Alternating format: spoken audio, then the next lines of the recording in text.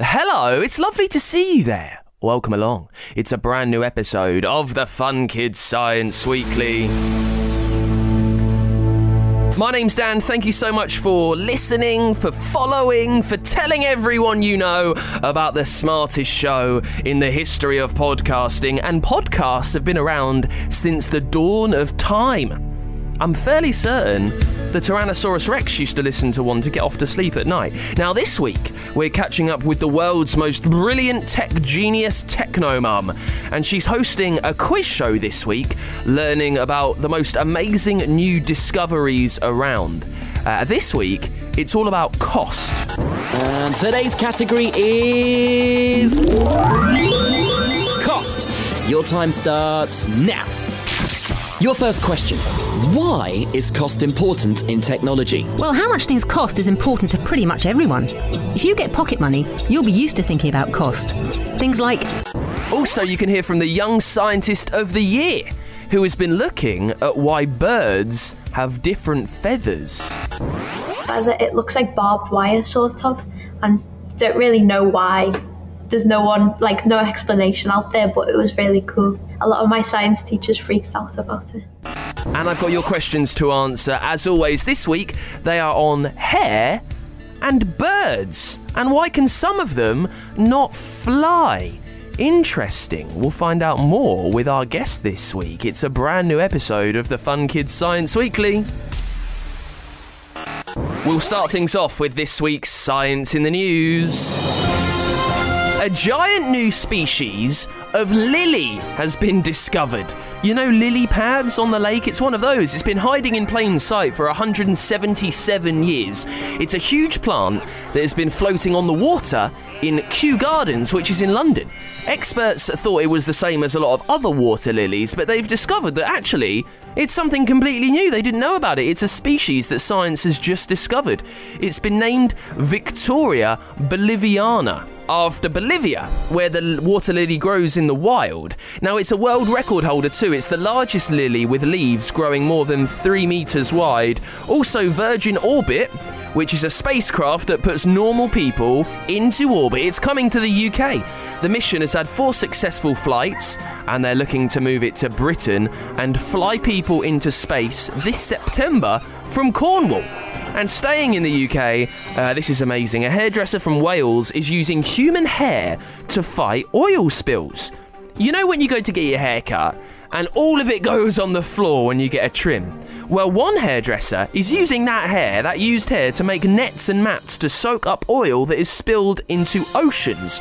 Otherwise, that oil could be hugely damaging to the local ecosystem. It's time to catch up with Professor Hallux then. He's one of our favourite geniuses on the show. He knows everything about your body, what's going on inside it, and the different bacteria that are trying to get in and make you sick. Now, in this series, he's looking inside your mouth. It's his dental depository. It's an oral help desk, if you like, figuring out everything that's going on between your teeth, around your gums, under your tongue, and around your lips. This week, he's figuring out what's going on with all the different bugs and bacteria that lives inside your mouth. Professor Hallux's Digital Dental Depository, with support from Philips Sonicare. To honour great Uncle Halitosis, dentist extraordinaire, on the occasion of his 100th birthday, Professor Hallux is creating a pop-up digital dental depository, an oral health help desk. He's going to see how many questions all about teeth he can answer against the clock. Give us a hand, will you, Nanobot? The turbine needs winding. Here you go. You can ask the questions. Today, they're all about the bugs in our mouths.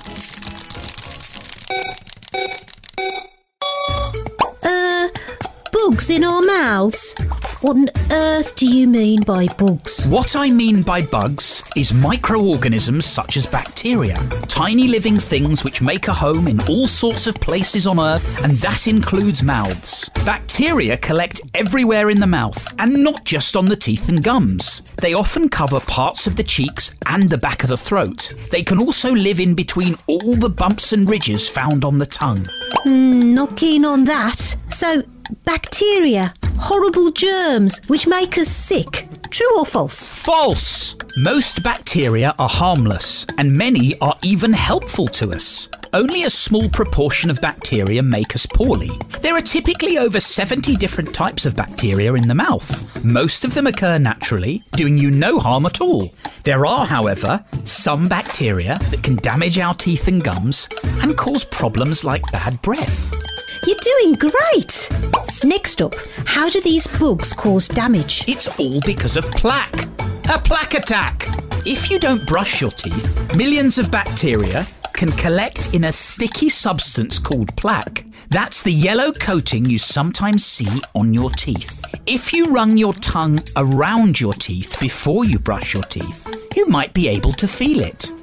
Some bacteria love to digest the sugar in our mouth. As they eat, they increase in number and produce acids that break down the surface of your teeth. If not removed, plaque can completely destroy the outside of the tooth and expose the nerves inside, and that's toothache. The more plaque you have, the more of these harmful substances are in contact with your teeth and gums.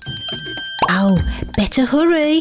What's the best way to see off plaque attack and keep the harmful bugs at bay? Proper brushing, flossing, and using antibacterial mouthwashes can reduce the number of bacteria that build up in specific areas between the teeth and along the gum line. They'll reduce the plaque and help keep your teeth and gums safe and strong. And finally, for a bonus point, what about tongue brush? Well, as we've seen, bacteria are all over our mouths.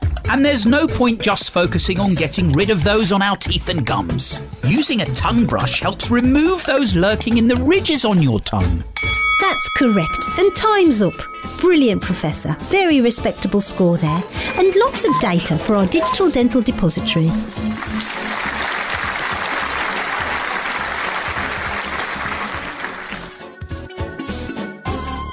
Professor Hallux's Digital Dental Depository, with support from Philips Sonicare.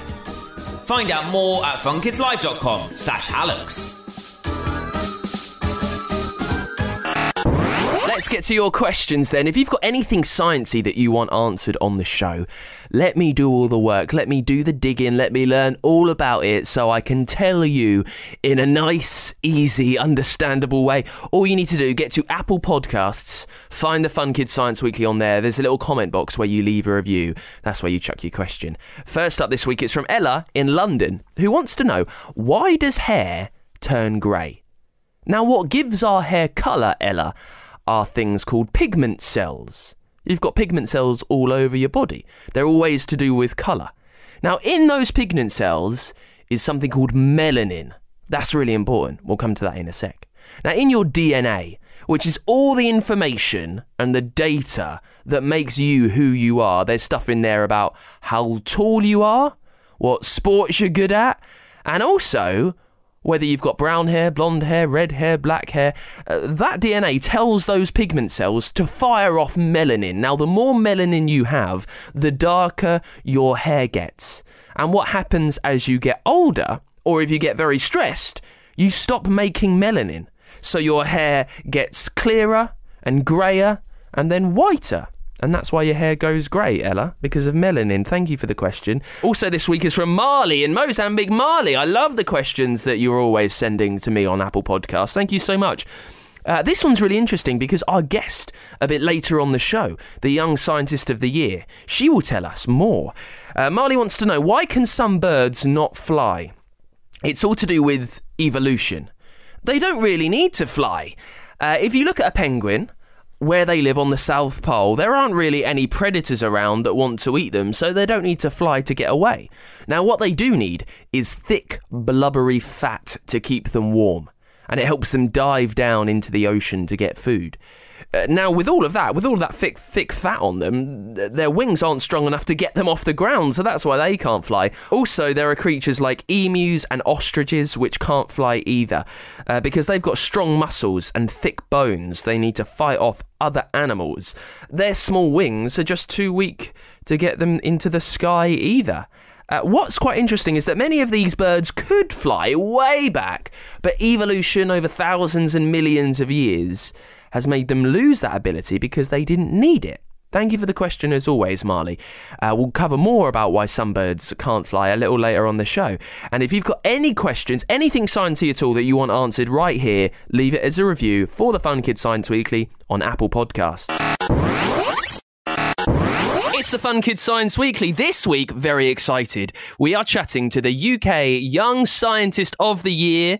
Their name is Connie Gray, and they've been looking at why some birds can't fly. Connie, thank you for being there. Thank you for having me. So just tell us, Connie, why did you start looking at this? What inspired you to look at birds and why some can't fly? So I started looking at birds' feathers of my own pet budgie, looking at all the feathers that he shed, and wondered if I could do an experiment on them, and it sort of just all stemmed off from there. And there was something about you reading like one of the most famous science books ever by Charles Darwin on the origin of species. How did you get your hands on that? My dad likes to look around like antique shops and things like that, and he saw it. He was like, "Ooh, Connie, I'd like this." But yeah, it's very old. It's like 100 odd years old. So. And how much of it did you read? Because it's quite an impressive, weighty book, right? Yeah, so it's not really something like a novel that you read through. I just sort of read sections that interested me. So you saw your budgie whose wings were dropping and you wanted to do an experiment. What did you do?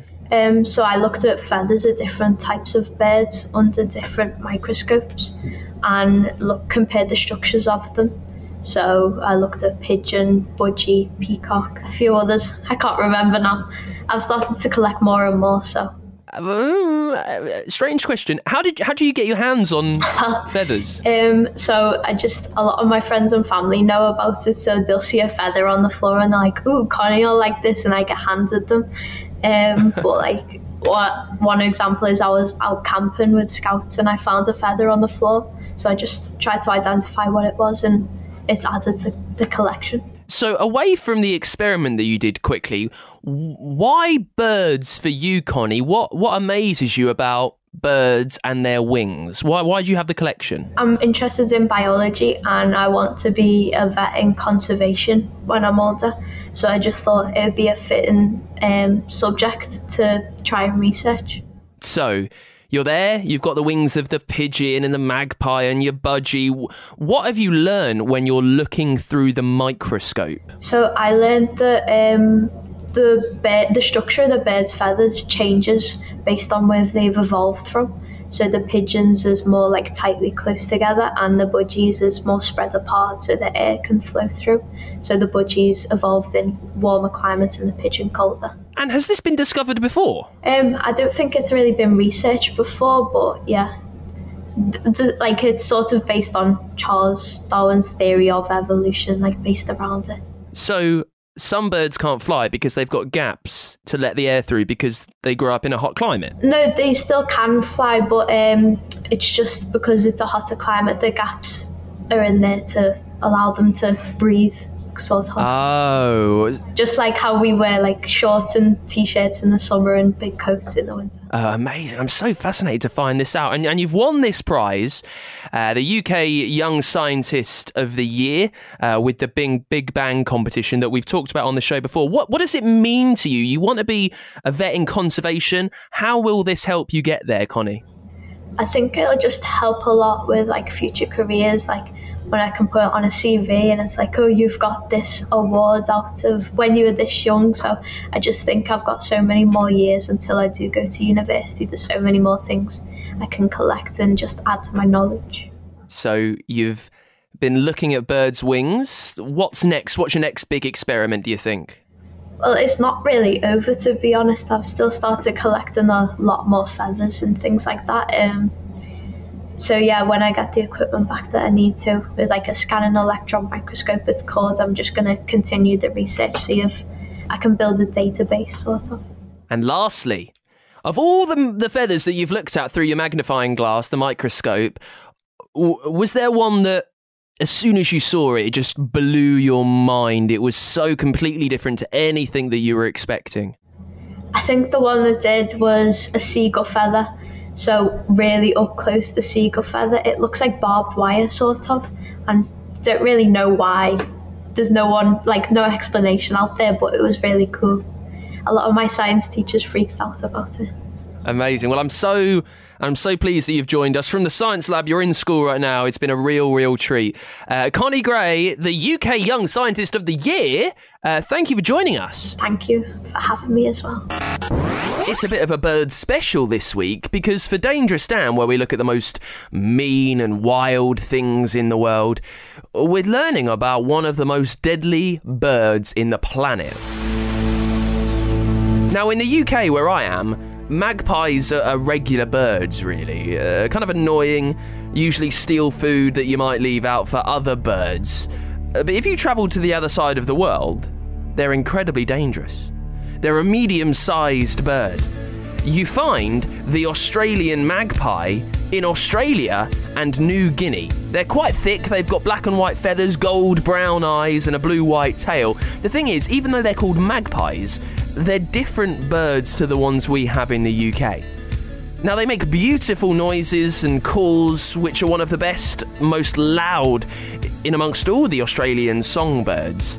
They normally eat slugs and worms, and that's not the problem. The issue comes when they have young magpies to protect, when they've got babies. They enter into what's called the swooping season, where to protect a nest, they fly high and they swoop down on someone nearby. They really come at speed. They get their thick, sharp talons out and they go for it. They show no mercy to protect their family. They dive down through the air and they attack, ready to strike and scrape, and they're incredibly dangerous. They're very mean and deadly, which is why the Australian magpie goes straight onto our Dangerous Dan list. It's time to catch up with the world's smartest technological genius, Techno Mum. She's back on the show for another series. It's her Tech Trivia. She is hosting a brand new game show, testing her knowledge about some of the most brilliant new discoveries that have been found. This week, it's all about cost. Techno Mum's Tech Trivia with the Institution of Engineering Technology. Welcome back to Tech Trivia, the game show that tests the technical talents of our tremendous contestants. And playing this week, it's Techno Mum. Hi, good to be back. I'm raring to go. Now, you got a record score last time. Let's see if you can top that today. So come on and spin the wheel. And today's category is cost. Your time starts now. Your first question. Why is cost important in technology? Well, how much things cost is important to pretty much everyone. If you get pocket money, you'll be used to thinking about cost. Things like, have I got enough pennies? Is what I want cheaper in a different shop? The point is, making things uses resources. That's, well, stuff. And stuff costs, you got it, money. And the more it costs to make, the higher the prices will be in the shop. And when you're shopping and there are two similar items, chances are you'll go for the cheaper one. So if you're making a new product, you need to make sure the price isn't going to put people off.